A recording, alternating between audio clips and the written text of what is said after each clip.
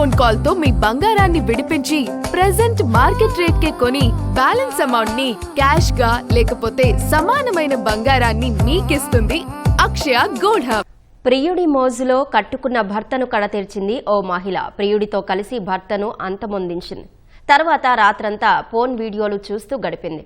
ఒళ్ళు గగురు పొడిచే ఈ ఘటన గుంటూరు జిల్లాలో తీవ్ర కలకలం రేపింది. గుంటూరు జిల్లా దుగ్గిరాల మండలం చిలువూరులో ఓ మహిళ ప్రియుడితో కలిసి భర్తను చంపేసింది. తర్వాత రాత్రంతా ఫోన్ వీడియోలు చూస్తూ గడిపింది. ఆలస్యంగా వెలుగులోకి వచ్చిన ఘటన కలకలం రేపింది.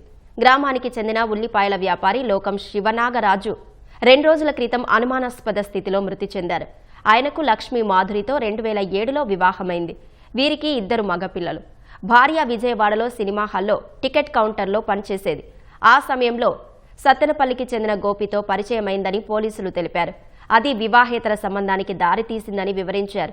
భర్త వ్యాపారాన్ని నామోషిగా భావించిన ఆమె ఆ వ్యాపారం మాన్పించేసి హైదరాబాద్లో కార్ ట్రావెల్స్ నిర్వహిస్తున్న గోపి వద్దకు ఉద్యోగానికి పంపించినట్లు తెలిపారు. కొంతకాలం తర్వాత నాగరాజు హైదరాబాద్ నుంచి చిలువూరు వచ్చేశారని, దీంతో భార్యాభర్తల మధ్య వివాదాలు ఏర్పడ్డాయన్నారు.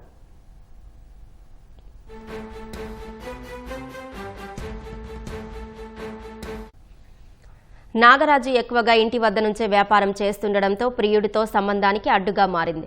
దీంతో ఈ నెల 18న రాత్రి బిర్యానీలో 20 నిద్ర మాత్రలు పొడిగా చేసి కలిపి పెట్టడంతో నాగరాజు గాఢంగా నిద్రపోయారని పోలీసులు చెప్పారు.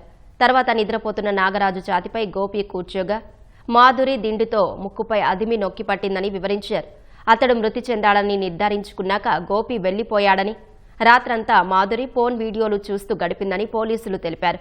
తెల్లవారుజామున 4 గంటల సమయంలో ఇరుగు పొరుగున పిలిచి గుండె నొప్పితో తన భర్త చనిపోయాడని హడావిడి చేసిందని వెల్లడించారు.